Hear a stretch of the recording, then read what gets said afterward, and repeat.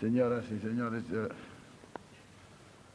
quiero que el comienzo sea para saludarlos a todos y agradecerles que han sido tan amables de responder a esta invitación para tratar un pequeño problema dentro de nuestro gran problema, pero que tiene en este momento una importancia bastante marcada, que es la consideración del proyecto de contrato para la explotación petrolífera.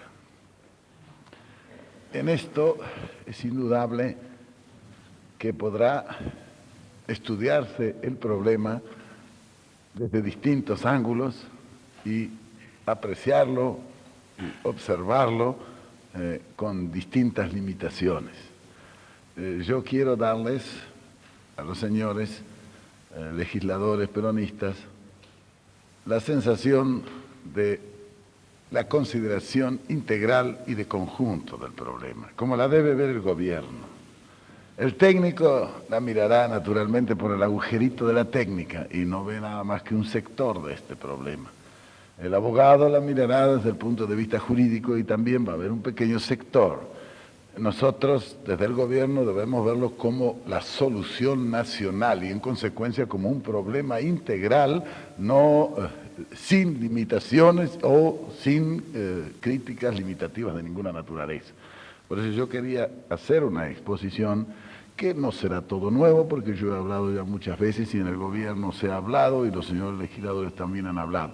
Pero recapitular desde un punto de vista integral las distintas cuestiones que nos impulsan a considerar en conjunto este problema como una solución indispensable de un problema que es el más grave de todos los problemas nacionales pendientes a solución del gobierno.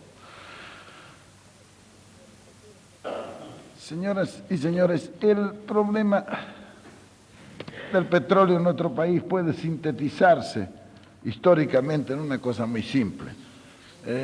Hace 48 años descubierto el petróleo, se dio piedra libre para todos y comenzó una carrera de explotación en la cual cada uno dio, asignó, regaló, arrendó o vendió concesiones a quien quiso venir a trabajar aquí. Como consecuencia de ello, las grandes empresas del Royal Dutch y del Shell, y etcétera, de los alemanes, de las distintas compañías que vinieron, comenzaron a trabajar en la prospección del petróleo.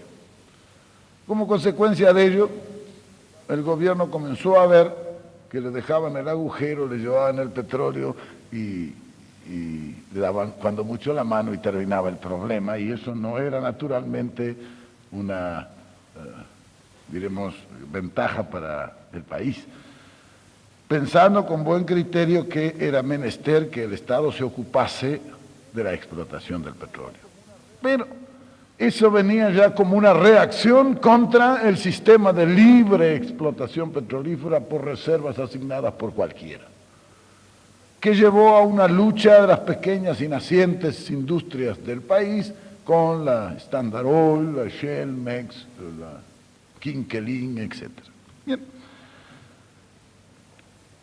Como consecuencia de que se trataba de una reacción, cuando se llevó al Congreso para establecer una legislación aparente frente al problema, se fue al otro extremo.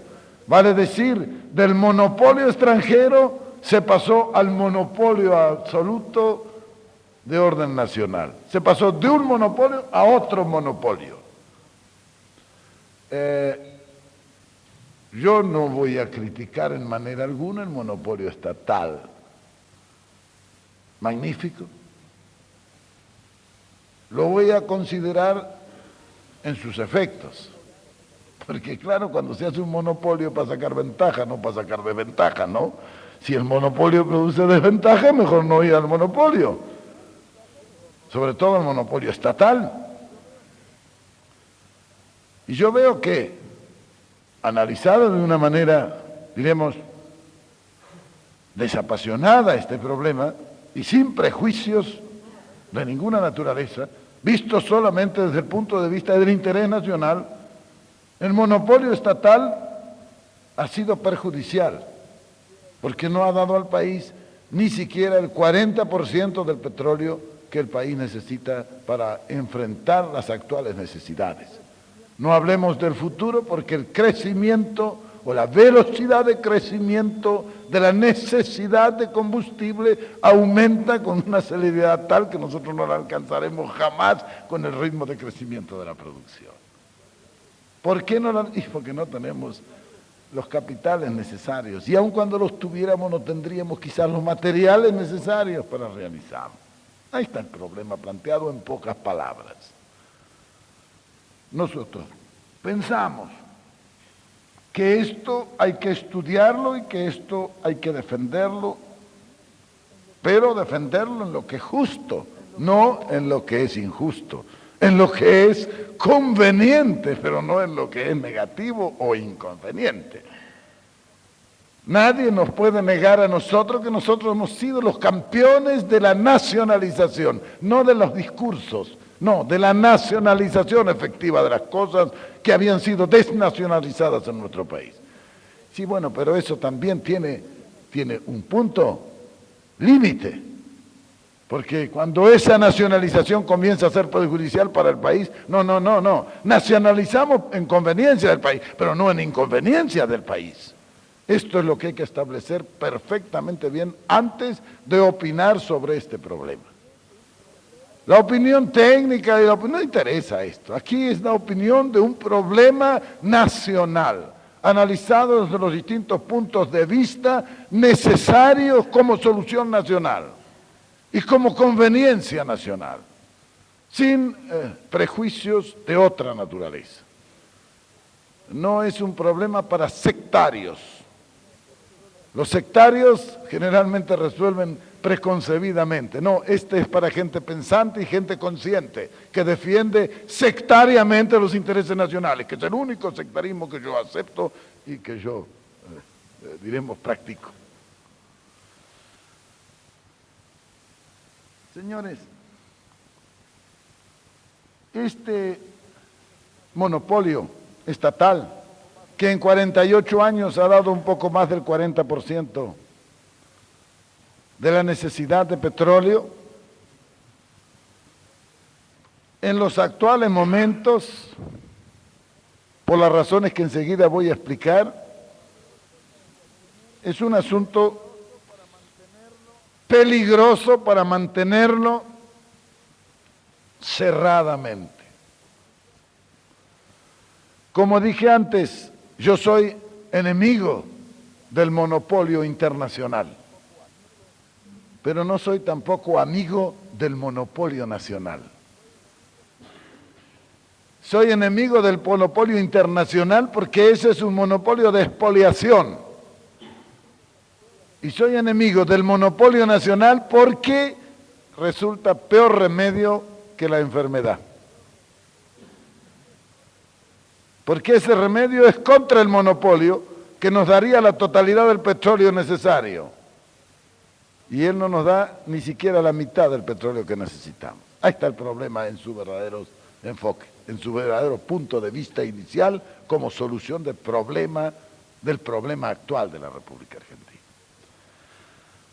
Señores, estaría de más que yo analizara aquí lo que hemos nosotros vivido en la Primera y en la Segunda Guerra, por no haber resuelto estos problemas en su oportunidad. En 1914, yo recuerdo cómo se produjo el derrumbe de la nación en los primeros 5 años de la Primera Guerra Mundial. Lo vimos caer, porque ninguna previsión en un país que todo lo importaba se había tomado para asegurar siquiera algún stock que nos permitiera vivir durante esos 5 años. Al decir vivir no me refiero a comer, me refiero a trabajar. La materia prima necesaria y los elementos necesarios para que el pueblo pudiera trabajar y ganar su sustento. Era tan elemental, señores, la previsión. Claro que eso no había que pensarlo durante la guerra, cuando la guerra submarina no permitía que llegase un solo barco de Europa. En la Primera Guerra hubo un largo periodo en que ni un solo barco llegó ni de Estados Unidos ni de Europa. Y así nos fuimos quedando sin nada. ¿Cuál fue la consecuencia política y la consecuencia social de esa terrible imprevisión del gobierno radical de 1914 a 1918? Y las consecuencias son siempre las mismas. Hambre, miseria para el pueblo. Nosotros asistimos en aquella época, primero a una desocupación paulatina, enseguida una rebaja general de sueldos y salarios que se pagaban tarde, mal o nunca. A nosotros, que éramos verdaderos privilegiados, nos pagaron una vez con 6 meses de atraso. Vivíamos de la caza y de la pesca, los empleos públicos de aquella época, y éramos los que mejor vivíamos. Vea cómo vivirían los demás. Comenzaron las fábricas a cerrarse. Como consecuencia de esa inactividad y de esa falta de pago, los comercios llegaron a una atonía extraordinaria y en consecuencia los empleados y todos los que servían a esa actividad comenzaron a correr la liebre, como decimos nosotros popularmente. Ya ese fue un problema de hambre, no fue un problema de falta o de estímulo o de atonía en la economía nacional. Naturalmente eso fue a medida que la guerra avanzó, cada día pronunciándose de una manera más grave. Primero fueron 3 o 4 mil desocupados que hicieron campamento en distintas partes, después comenzó el éxodo de esos desocupados parciales hacia un lugar donde hicieron un campo de concentración de dolor, de miseria y de indignidad, ahí al lado del Puerto Nuevo, que le llamaron Villa Desocupación. Piensen, señores, y muchos de ustedes saben como yo, que veo muchas canas, mucha ausencia de canas ya también, de manera que han vivido como he vivido yo aquello, de manera que esto no nos los han contado, esto lo hemos visto nosotros. En los cuarteles donde yo prestaba servicio, familias con el tarrito como los crotos a recibir un poquito de ese residuo que ahora llevamos para los cerdos, a los criaderos. Eso le repartíamos a la gente para que comiera. La desocupación llegó a un límite tal que ya en las postrimerías de la guerra, aquí no había en qué trabajar. La pequeña industria metalúrgica de aquellos tiempos paralizó totalmente sus actividades y legiones de hombres en las calles quedaron desocupados. Los pocos que trabajaban querían más salario porque ¿y qué les iban a pagar? Y entonces se fue haciendo esa ola comunista, como decían entonces, que en realidad era hambre y miseria, y se produjo la famosa semana trágica en enero de 1918, 19, un año después de terminar la guerra. Yo he visto cuánta gente se mató en aquella oportunidad, inútilmente, injustamente. Bueno, los que hemos presenciado eso, ¿cómo nos van a venir a hablar los radicales de su previsión? Podrán tener inteligencia, pero es siempre retrospectiva. Previsión no han tenido jamás esa clase de inteligencia. De manera que ¿Podríamos pensar nosotros que si viniese en el futuro una guerra, nos encontrase en las mismas condiciones en que lo encontró a estos señores? Y eso es lo que querrían ellos. Pero nosotros no le podemos dar en el gusto. Nosotros tenemos que resolver estos problemas, porque en la Segunda Guerra tampoco fue mejor la situación, porque tampoco la previsión fue un dechado de acierto por parte de los gobiernos. Pero no vino bien porque eso terminó la revolución que nosotros hicimos. Por lo menos la aprovechamos para hacer algo bueno. Pero la situación fue terrible, porque en la Segunda Guerra, si bien no tuvimos el margen de desocupación, tuvimos una gran desocupación. Si bien no tuvimos los graves problemas que se presentaron en la primera, pero quemamos las cosechas. Quemamos el trigo, quemamos el maíz, y no quemamos hombres porque no llegó el momento, sino después de eso hubiéramos echado a la hornalla a los hombres, ¿saben? De modo que los problemas han sido demasiado graves para que nosotros nos olvidemos ahora que enfrentados a una tercera guerra, porque la tercera guerra se va a producir, todo esto son cuentos, esto que están haciendo, todo postergando y todo, no, esto se va a producir, no hay nada que hacer. Esta es una cosa a corto o a largo plazo, pero que va a ser, no tengo la menor duda. Y aun cuando tuviera la duda entre las dos cosas, yo elegiría la que nos puede perjudicar, no la que nos puede beneficiar, para prever. Entonces, si eso se puede producir, ¿qué vamos a estar pensando y esperando para resolver los problemas que nos van a conducir a un caos que ya hemos presenciado en las dos guerras pasadas? ¿O es que será mejor que produzcamos con nuestro chacarero para quemar el trigo, para quemar el maíz? Eso era posible hacerlo cuando le pagaban 2 pesos por el quintal de maíz. Sería muy caro hoy quemar maíz a 50 pesos, ¿saben?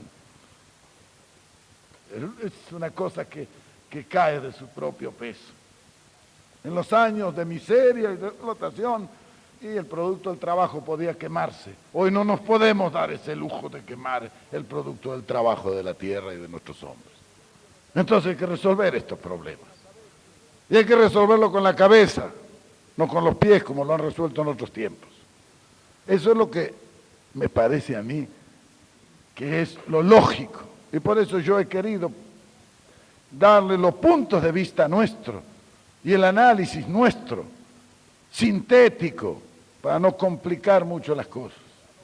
Bien, sobre esta base histórica que nos da un punto de partida, analicemos el problema brevemente en sus términos y sintéticamente en su consideración.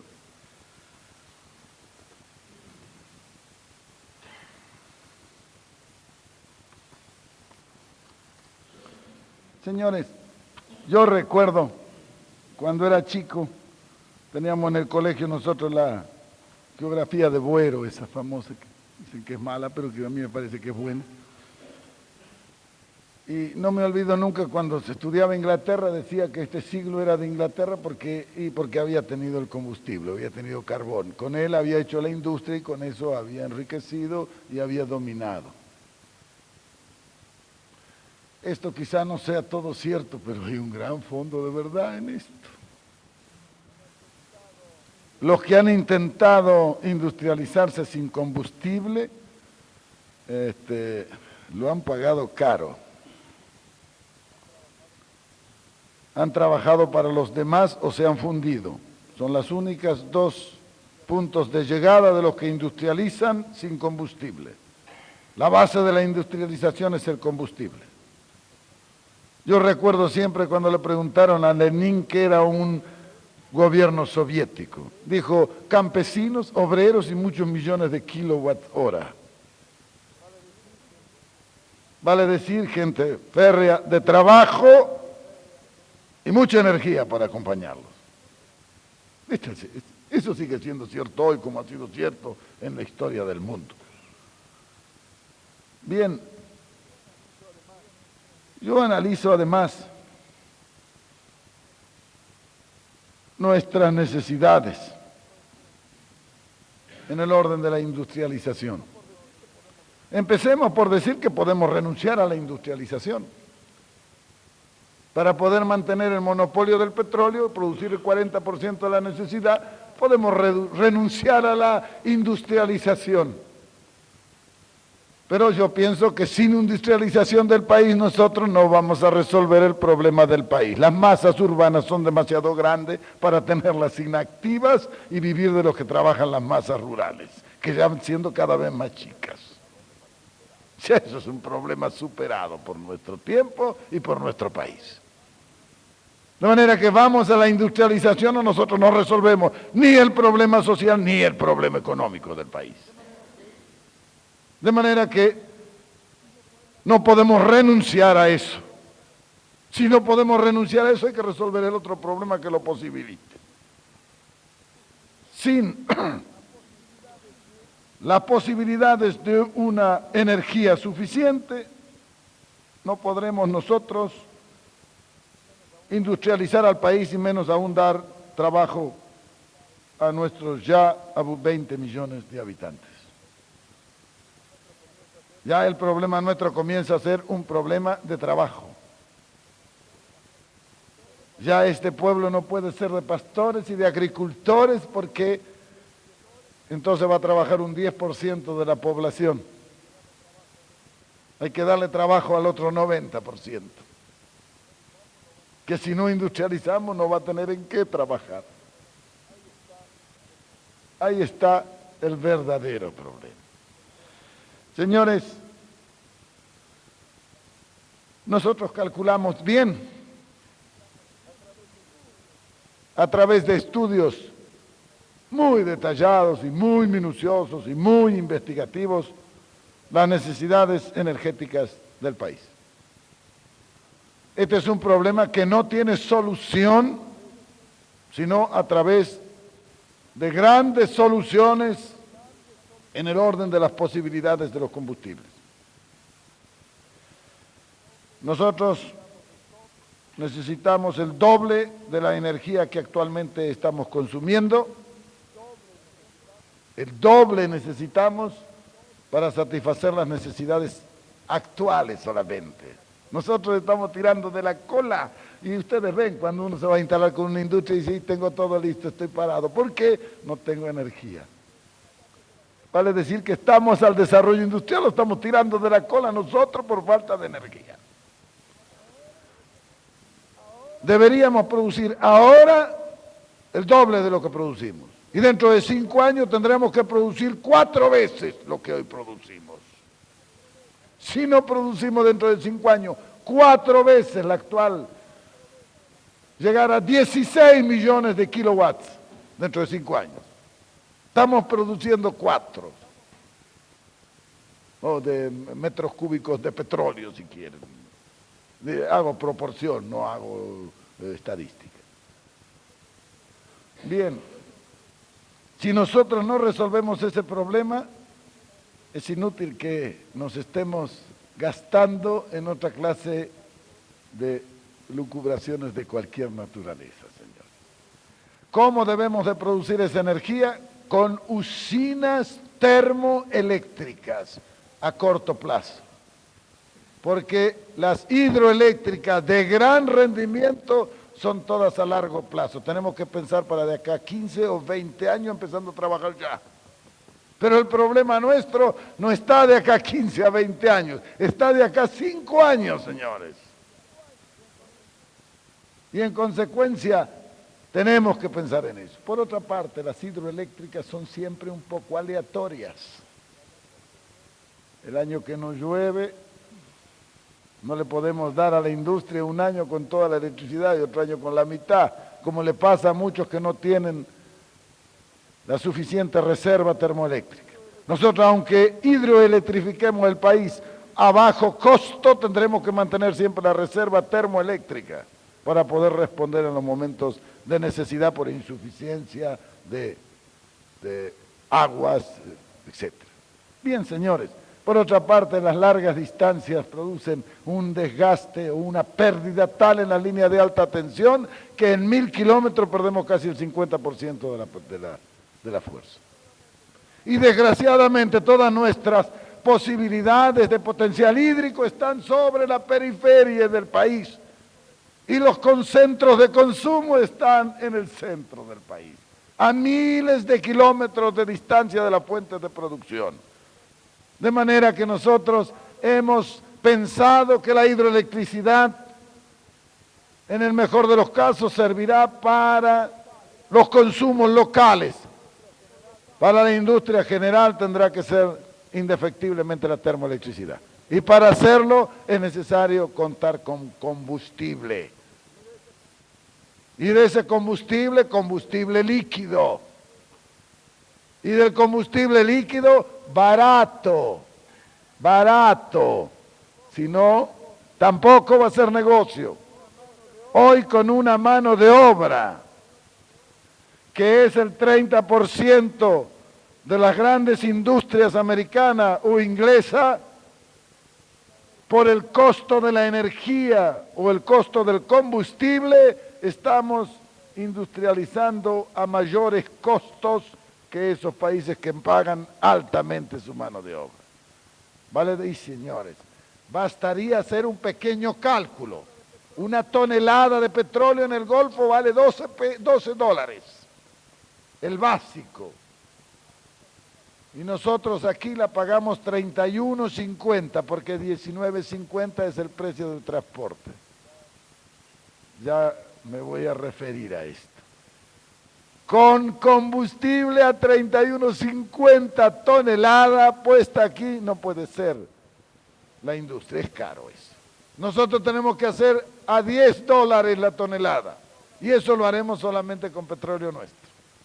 No podemos seguir importando petróleo para estar pagándole a los barcos petroleros el doble casi de lo que cuesta el petróleo, o de lo que vale el petróleo, no de lo que cuesta el petróleo.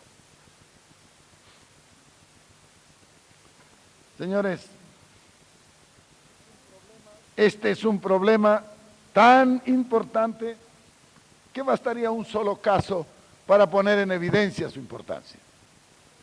Hace 15 o 16 años, un país vecino, interesado en el desarrollo de su industria, libró a batalha do ferro, como le llamaron,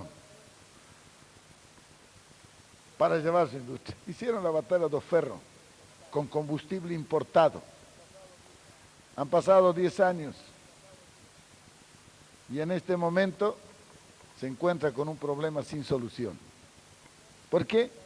Porque tienen que pagar por deuda atrasada de importación de combustible $300 millones al año durante 10 años. Y $60 millones mensuales para el combustible que necesitan para seguir viviendo, después de paralizar la mitad de la industria. Eso nos puede pasar a nosotros dentro de 10 años, porque nosotros estamos ahora librando la batalla do ferro. No sea que eso vaya a ser para hacer barrote, para encerrarnos por bárbaros de acá a 10 años. Este problema, señores, es el problema del país. Nosotros hemos hablado de industrialización porque no podemos ya resolver el problema económico ni el social sin la industrialización. Pero al hablar de industrialización hay que hablar de combustible. Y hay que hablar de combustible líquido, y hay que hablar de combustible barato, porque si no dentro de 10 años nos va a pasar lo que allá, que no saben qué hacer y que no tienen solución. O paran la industria o sacan el petróleo, pero para sacar el petróleo necesitan 10 o 15 años. Y en esos 10 o 15 años, ¿qué van a hacer? Que por otra parte es cuando tienen que pagar la chapetonada porque están pagando a 300 millones de pesos o de dólares lo que ya deben y acumulando déficit. Nosotros no tenemos mucho que criticar eso, no lo critico, yo lo presento como un ejemplo de imprevisión. Y he dicho muchas veces que el que no tiene buena cabeza para prever tiene que tener buenas espaldas para aguantar o buena bolsa para responder. Eso no se puede arreglar con unas buenas cosechas. No, eso hay que arreglar de otra manera. Hay que buscar la forma de financiarlo. Señores, el problema de las divisas en relación con el combustible, lo acabo de mencionar. 300 millones por año para pagar una deuda de 3.000 millones de dólares atrasada y 60 millones de dólares para resolver medianamente el problema de una parte de la necesidad. Eso podemos también ser nosotros en pocos años más, porque el ritmo del desarrollo de nuestra industrialización lleva a consumos de tal magnitud que vamos a empezar a tragarnos todos los presupuestos de divisa y todos los créditos y todos los pagos diferidos para poder importar el combustible necesario para no tener nuestra gente desocupada y poder seguir llevando adelante la industria. Ahí está el problema. Podemos pensar nosotros que con el actual estado financiero vamos a poder destinar los 4, 5 o 10 mil millones de pesos que se necesitan y en caso de que dispongamos de esos 10, 15 o 20 mil millones de pesos que necesitamos para la explotación petrolífera, vamos a poder comprar la maquinaria, la tubería y todo lo que necesitamos aquí para hacerlo. Vamos a tener el desarrollo técnico necesario en el corto tiempo que es necesario sacar eso para resolver el problema. Señores, cuando uno se pone a pensar y a desdoblar esto, es cosa de no terminar. Es cosa de no terminar. Las razones y los argumentos son tan extraordinarios que es inútil perder el tiempo de estar explicando esto que no necesita ya, por evidente, ninguna explicación.